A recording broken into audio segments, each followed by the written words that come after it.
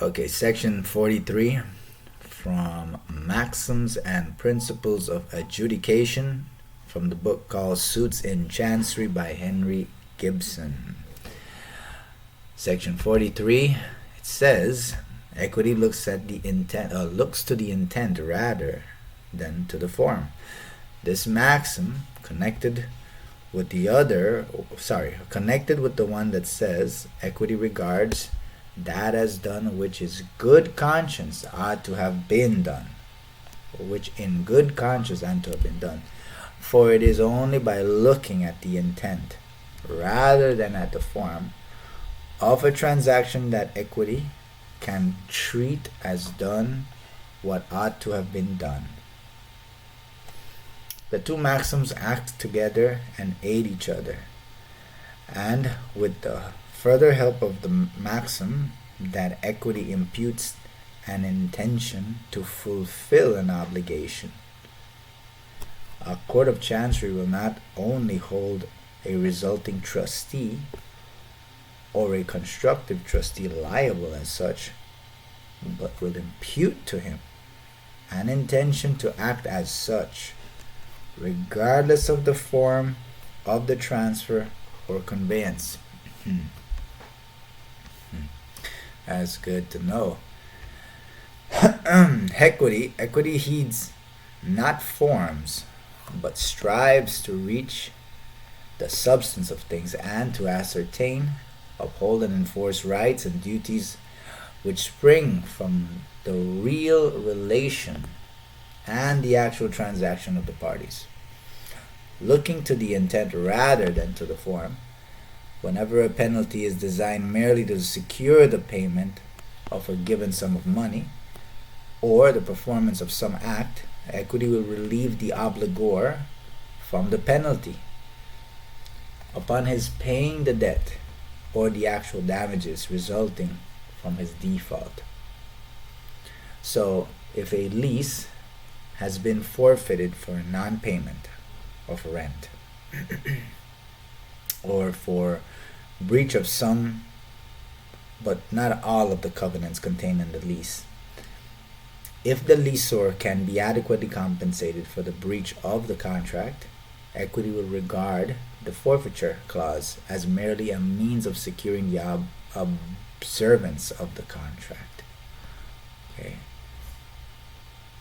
And a court of chancery will relieve from the forfeiture. From that forfeiture, it will relieve. Okay. So, looking at the intent rather than at the form of the contract, equity will consider the forfeiture clause in mortgages and trust deeds as merely means of enforcing the payment of the money contracted to be paid, and will relieve from forfeitures incurred upon the payment of the debt. Equity will also, upon parole evidence, convert an absolute deed into a mortgage, and will in general, unless prohibited by some statute, set up and enforce the real contract of the parties, regardless of the form or of the want of form. For equity looks not at the outward form, but to the inward substance of every transaction, recurring to principles and disregarding ceremonies, looking upon forms as made for justice and not justice made for forms. Where there is substance for the court to act on, the want of form will be disregarded. For equity regards substance and not ceremonies. Damn, that's nice. That's tight. I like that. This is almost poetic. This is true not only in adjudicating the equities of the parties, but is true in matters of pleading also.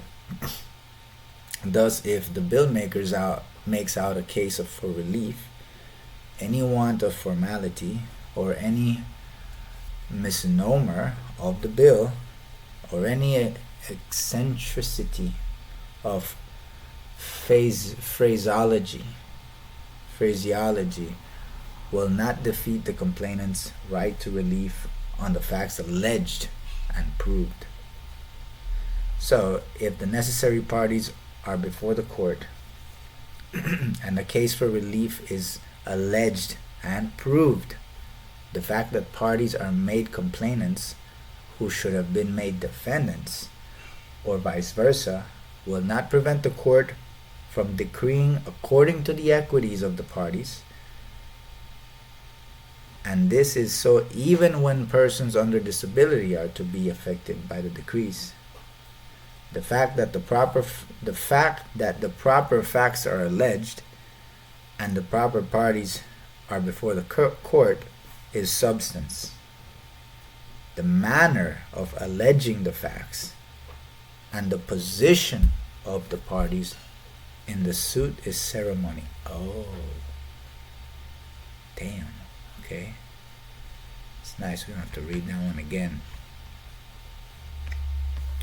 For now, let's continue. No one is presuming to give something for nothing, and no one can in reason and conscience expect to receive something for nothing. Whenever a person parts with a consideration, he is presumed to intend to acquire whatever that consideration pays for, and he who acquires a legal title to property for which another's money has paid is bound in reason and conscience to hold it subject to the orders of the person whose money went into it. Wow. Reduce to the last analysis, the property acquired by another's money is only that money in another form. The property conveyed without receiving another's money, therefore, continues in equity, the property of the conveyor. Hence, it is the passing of a consideration and not the form of the contract that in equity passes title. Yeah, that makes sense. And whatever the form of the transaction, if no consideration passes in equity, no title passes. That's right. That's right. Yo, man, this is really good. So, this is suit and chancery. It's right here. See, let me show you. Suits and chancery. Right here.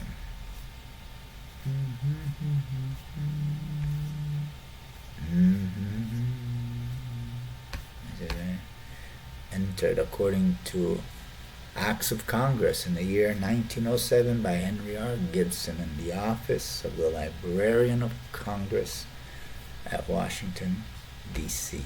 Damn. There you go. A treatise in suits and chancery setting forth the principles, pleadings, practice, proofs, and processes of the jurisprudence of equity, and giving numerous illustrative forms of pleadings, writs, orders, reports, decrees, and other proceedings in suits and chancery from their beginning to their ending. By Henry Gibson.